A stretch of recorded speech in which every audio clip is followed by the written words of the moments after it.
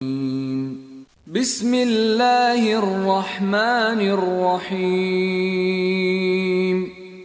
लोग ईमान लाए और खुदा के लिए वतन छोड़ गए और कुफ्फार से जंग करते रहे, वही खुदा की रहमत के उम्मीदवार हैं और खुदा बख्शने वाला और रहमत करने वाला है।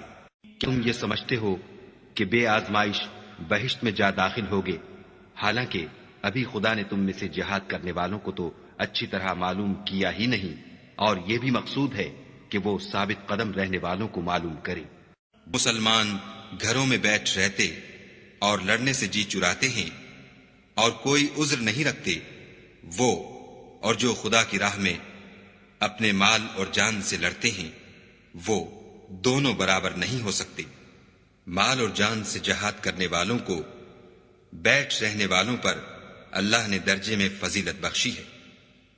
और गो नेक वादा